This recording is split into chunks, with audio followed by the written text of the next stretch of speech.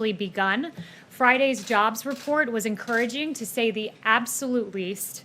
The jobs in this country, we had more than 2.5 million added.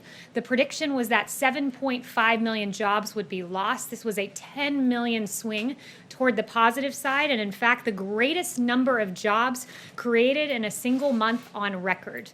That is extraordinary. 225,000 manufacturing jobs, 464,000 construction jobs, and 1.2 million leisure and hospitality jobs were all added in May.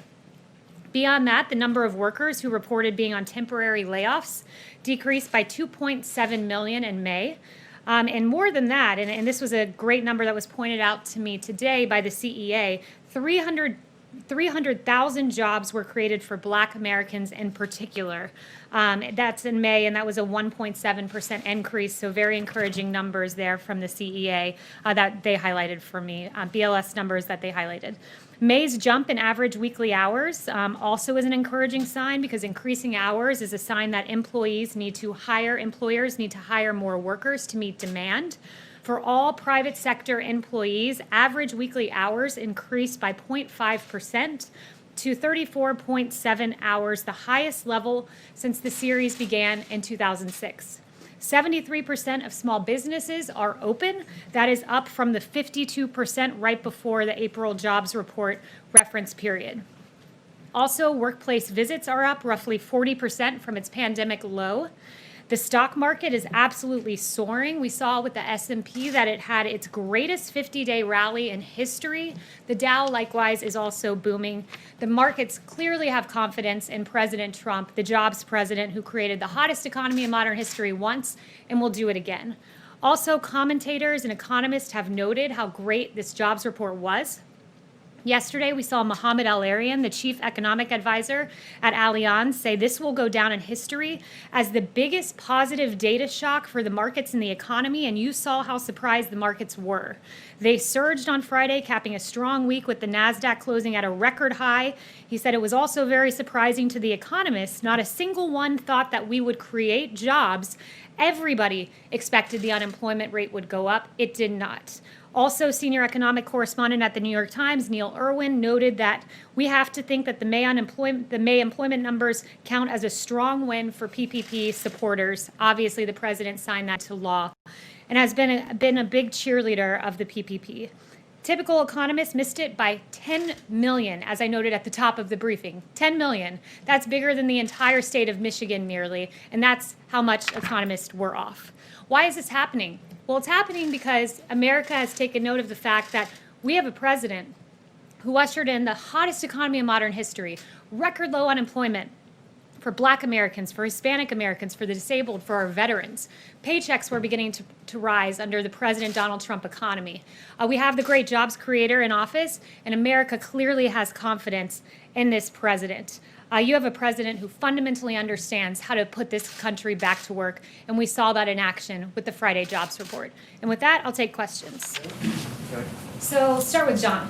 Kayleigh, what's the president's thinking on this growing movement to either defund or dismantle police forces across the country, and what reforms does the president think would be appropriate in the wake of the George Floyd killing? Yeah, it's a really good question. The president is appalled by the defund the police movement. The fact that you have sitting congresswomen wanting to defund the police, notably Rashida Tlaib, notably Biden advisor AOC Alexandria Ocasio-Cortez, a former Clinton and Eric Holder spokesperson Brian Fallon, wanting to defund our police across this country, it is extraordinary. And when you think the left has gone far, and they couldn't possibly go farther, because we all remember the defund ICE movement. They want to defund immigration and custom enforcement, and now they want to defund the police. This is extraordinary. This is rolling back the protective layers that protect Americans in their homes and in their places of business. He's appalled by it, and it's remarkable to hear this coming from today's Democrat Party. As for solutions, he's talking through a number of proposals, no announcements on that, but he definitely, as he's noted, recognizes the horrid injustice done to George Floyd and is taking a look at various proposals. Does the president agree with any of the mayors across the country who are saying, I think we can take some of the money from policing and put it toward other programs that could be effective in community development, which could lead to the potential for a lesser need for policing. Well, let's be clear. If the mayor of LA wants to defund police, take money away from police, Mayor de Blasio, the mayor of New York, wants to take money away from police, that means cutting of police. That means reducing police departments. That means defunding police departments, if not getting rid of them entirely. No, he does not agree with that, and the rest of America does not agree with that.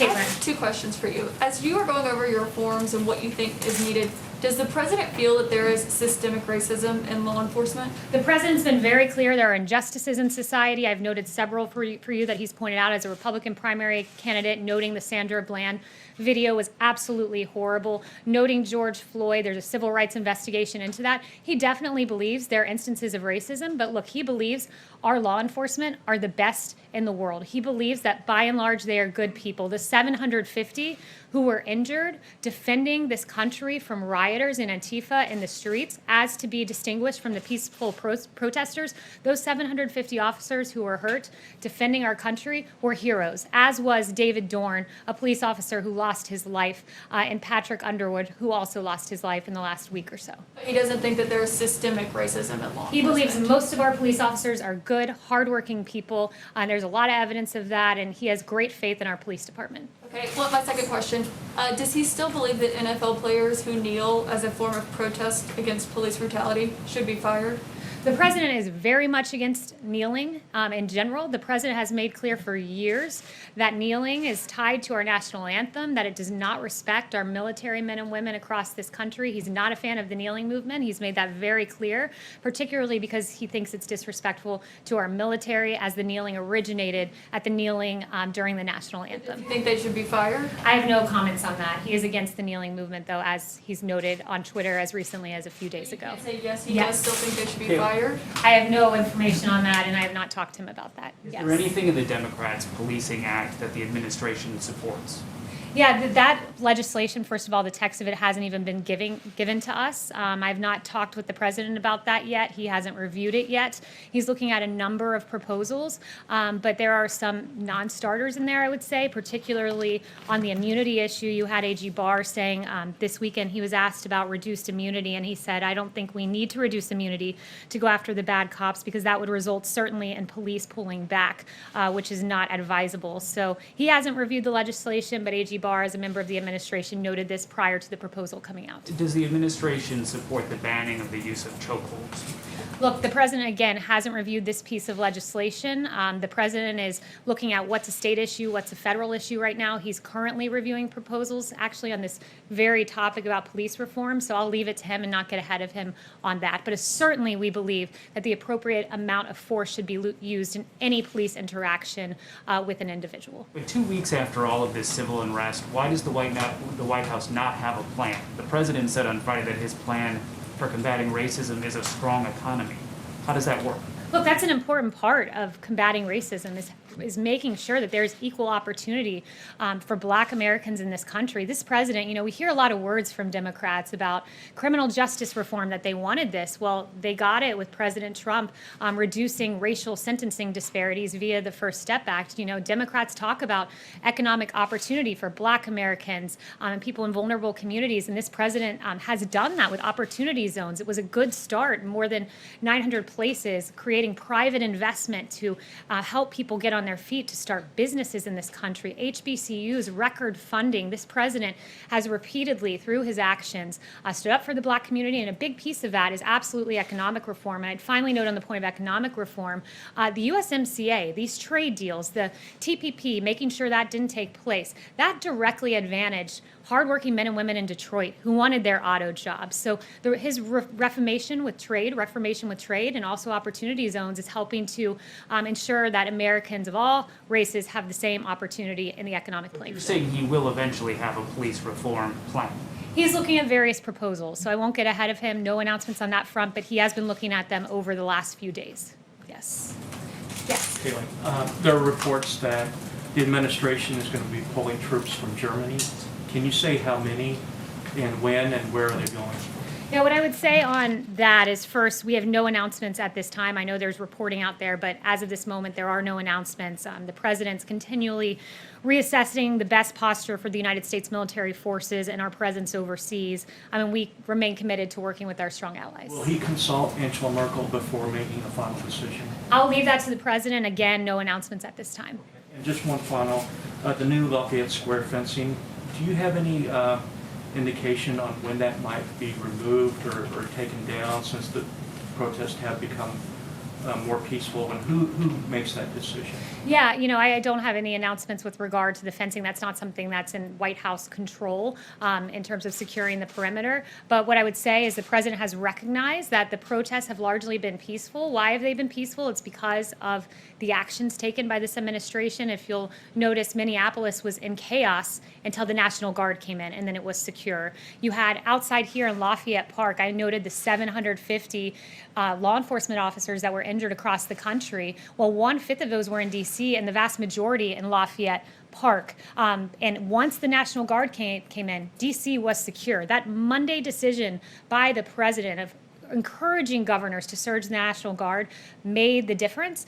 And the president's recognized now that the protests are peaceful. He's recommended a winding down of the National Guard, very peaceful protest over the weekend. So with regard to the security of the building, not a decision for the White House, would refer you to Secret Service and Park Services on that. But the president has recognized the peaceful protesting and is encouraged by that. Yes, Jen. Kayleigh, on Hong Kong, can you say when will the administration revoke Hong Kong's trade status? And also, do you think that that move will be the only thing the administration does? Is there something else planned? And do you think that China will listen? Are you seeing any signs of China relenting on Hong Kong? Yeah, we haven't seen any updates from China thus far. No announcements with regard to the timing of that, but the president has been very clear that China has replaced its promise of one country, two systems with one country, one system, which is what led the administration to make the announcement that it would begin eliminating policy exemptions that were given to Hong Kong, the special treatment that they once had.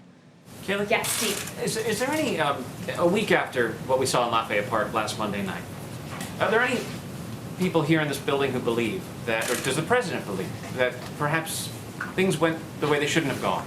Is there any regret on the part of the president or anyone here about how people were treated, people who were peacefully protesting, and how they were rushed out so violently? No, there's no regrets on the part of this White House because, look, I'd note that many of those decisions were not made here within the White House. It was A.G. Barr who made the decision to move the perimeter. Monday night, Park Police also had made that decision independently when they saw all of the violence in Lafayette Square.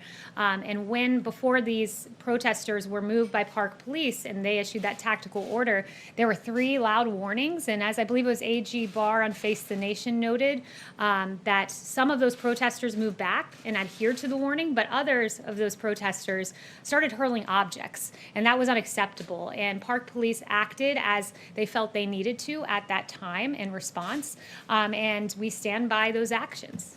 The country and the world saw this violent clash between people who were otherwise peacefully protesting, but really the president is not sorry for the way things went? No, the president is sorry about the fact that Antifa wreaked havoc in our streets and the failure of some members of the media to note that. Like CNN's Chris Cuomo said, show me where it says protesters are supposed to be peaceful. Well, I'd point him to the First Amendment where it says that you have the right to, quote, peaceably assemble. He should go back and read the Constitution. There are many others out there, like Don Lemon, saying that rioting is a mechanism to restructure our country.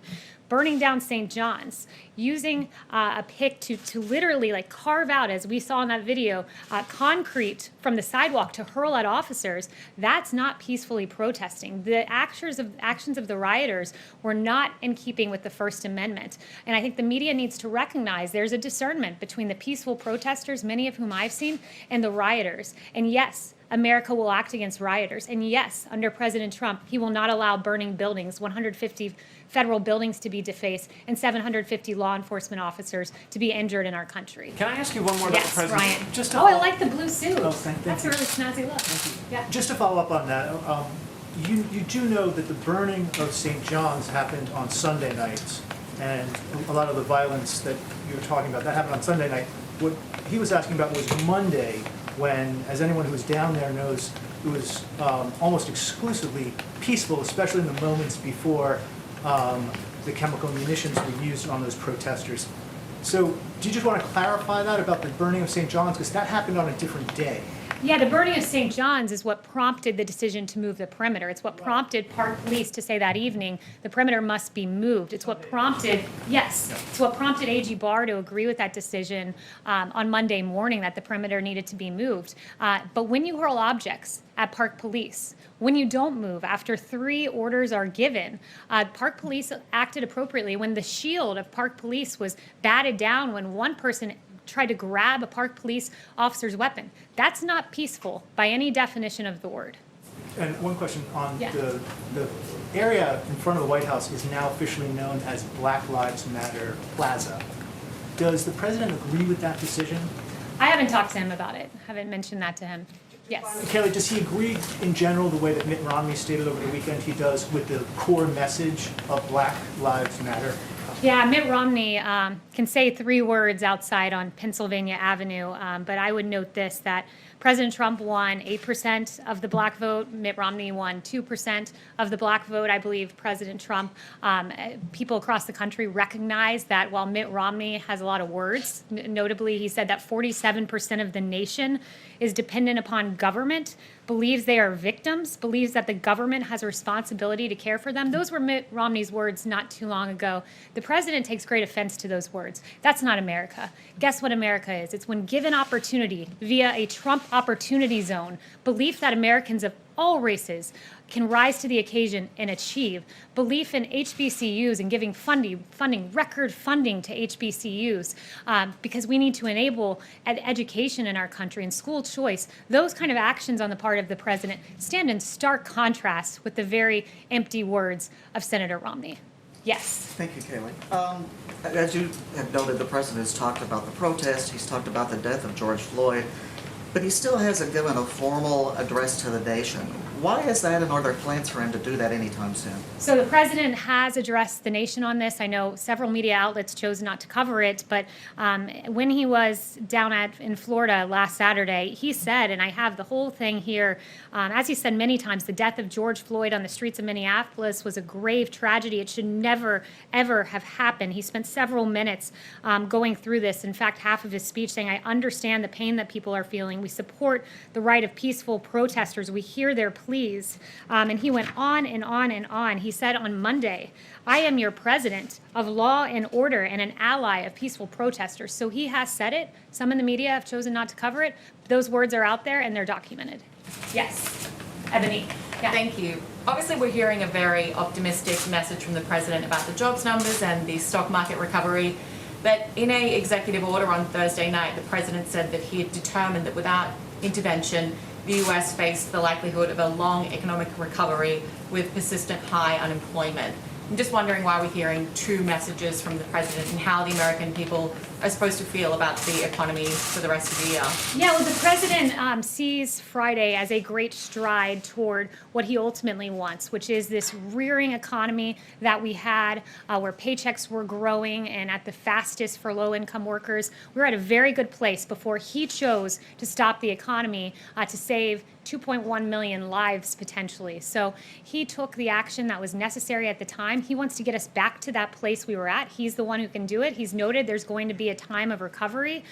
He thinks that Q4 will be good, next year will be great. Monday was a great, an unexpected note that the market believes in this president, that employers believe in this president, that they believe they can open their doors in the Trump economy. So it was a note of a great first step of progress, but rest assured there are many more steps that we have to take to get back to the hottest economy in modern history, but we will get there under President Trump. Yes. Sure, Kate. Sticking with the economy, New York City began reopening its economy today after a very long lockdown. Does President Trump think we need another coronavirus stimulus package? And if so, what would he want to see in it before he signs it? Yeah, he's remained open to a phase 4. There was some discussion about this. There was a meeting last week at the White House about that, actually. So won't get ahead of him, but he has said there are several things he wants. Payroll tax holiday was one of them because that directly advantages low-income workers. Several other things that he would like to see in the package. Won't get ahead of him, but he's certainly still open to a phase 4. But it can't be, as he's noted, just state and local bailouts for blue states that have run their states into the ground because of decades of Democrat policies. Chanel. Thank you, Kayleigh. Would President Trump support an actual increase in police funding to help offset some of the damage that could be waged on departments that are defunded across the country? Yeah, so again, that would be getting ahead of the president on that exact proposal, but he's been very clear he does not support defunding the police in any way, shape, or form. He noted, in fact, just a little bit ago to me that we have seen violent crime come down in this country. And why, at the time when violent crime's coming down, why would we defund the police, who are in large part responsible for helping America to get to a place where our streets are safe? So I would point you to that and before getting ahead of the president on a specific policy. Yeah, can I ask a follow-up to that? Louis. Yeah, I wanted to ask you about defunding the police movement, what's going on. How does it impact the crime scenario here? You said, sorry, I didn't hear the last The phrase. defunding the police, how does it impact the crime scenario here? The crime rates are going up. Do you think that will impact the crime? Yeah, absolutely. Look, our police officers are the ones who are defending this country and making sure that we have law and order in our streets, and there's no more evidence of that than just taking a look at the raw numbers. Our police are described as the blue line in American society between peace and chaos, between order and anarchy, and that thin blue line has done quite a bit. Just looking at 2018 numbers, murder arrest 11,970, robbery arrest 88,130, aggravated assault 395,800, violent crime arrest 495,900. That's police officers who are doing the arresting. You eliminate police officers, you will have chaos, crime, and anarchy in the streets, and that's something that's unacceptable to the president. Do you think Frank? this is political in nature? The Sorry? entire movement is political in nature? Is politically motivated, this movement? This movement, what the president believes is, look, when you look at, I would just take at their own words, Black Lives Matter DC, and Black Lives Matter DC said Black Lives Matter means defund the police. So if that's what the movement means, of course the president stands against defunding the police. All Black Lives Matter, including the life of David Dorn, who perished in the last week and a half, including Patrick Underwood, who also lost his life this week. All Black Lives Matter, but in terms of the movement Black Lives Matter, they define themselves as defund the police, and that's something this president stands against. Frank. Yes. Blacks are disproportionately arrested and disproportionately incarcerated in this country, and when they return to society, they are often denied the right to vote, sometimes for the rest of their lives. Is the president concerned about this disparity, and does the president favor restoring the rights of all those who complete their sentences so that they can participate in the 2020 election? So I haven't spoken to him on that issue specifically, but what I would note is your question does edge on the notion of criminal justice reform. Obviously, someone who's wrongfully incarcerated, that we need to address that situation. And the president has, with the First Step Act, a great piece of legislation that says pregnant women can't be shackled when they're having their baby in jail. These are basic, common sense, human decency reforms that the president put in place. The sentencing disparities that are at play because of the Violent Crime Control and Law Enforcement Act of 1994, that crime bill, which has been derided and rightfully so by civil rights leaders. This president helped in part to rectify that. And I'd note that the First Step Act, the beneficiaries, more than 90% have been Black Americans. So this is a president who's always stood on the side of justice, but I have not spoken to him about that specifically. Is there anyone could who you I ask him haven't about- gotten to? Could you ask him about that? Emily. Thank you. I'd like to ask a question on behalf of myself and then one from a colleague who couldn't be here. Sure. So many complaints were made against Derek Chauvin prior to the death of George Floyd. And I was wondering if President Trump believes that disciplinary records and complaints against police, as well as police personnel files, should be accessible to the public.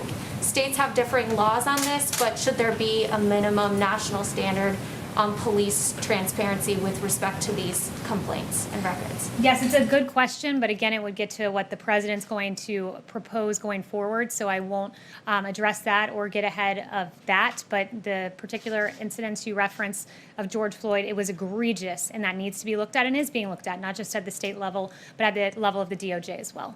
Thank you. And from a colleague, does President Trump urge Prince Andrew to comply with his Department of Justice's request for an interview in the case against Jeffrey Epstein? I haven't spoken to him about that, so I would not get ahead of him on that. John? Kayleigh, a couple of questions on coronavirus, if I could.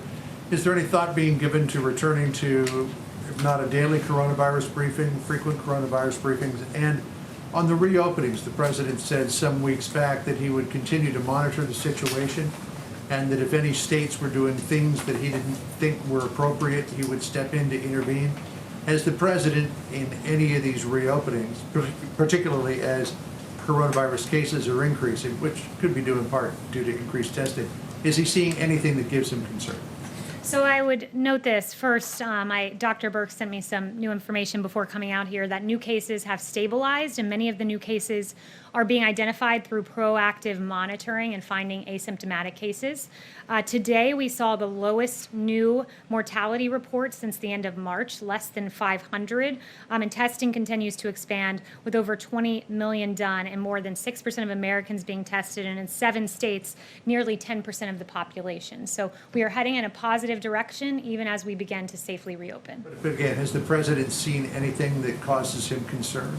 I would note again the encouraging signs put forward by Dr. Birx. He's seen the country safely reopen, and I would also just note some of the media contradictions here, certainly not referring to you specifically, John, but just a little more broadly, that there isn't an outcry about social distancing among the protests. And I mean, I saw one network with footage of the Ozarks and complaining about social distancing in the Ozarks, and then seamlessly transitioning into protest footage and not suggesting that there was a problem with the lack of social distancing. So I think we have to be very consistent here. And one note that I really wanted to get in, should have weaved it in earlier, but I think it's important, is just there's so much focus on our police officers right now. There are absolute cases of injustices. Our heart breaks for those cases, but I just want to note some of the great things our police have done last year alone. In Alaska, retired cop Kim Castro jumped in freezing water to help victims to safety after a plane crash. In Idaho, a woman said, "He saved my son's life," commenting on a cop who saved her disabled son. In Maine, a detective was killed while helping a motorist. In Rhode Island, a baby who was choking was saved by an officer. In Maryland, an officer was hailed for intervening in an active shooting incident. In North Carolina, police thwarted a mass shooting. In Ohio, police took down a mass shooter at a bar. In Wisconsin, a terminally ill girl was visited by 40 officers and canines. In New York, Officers Bies and Officer Roman of the NYPD responded to an incident involving a homeless man. They bought him new glasses, a haircut, and a new suit, and they helped him to find a job. In Detroit, Michigan, an officer helped a homeless man struggling to shave in the streets. In Virginia, officers could be seen playing with little girls, playing dolls with them on the street. And in Arizona, Charlie called 911 asking for a Happy Meal mistakenly, and police delivered. This is who our great law enforcement officers are, and we should remember that. Thank you so much.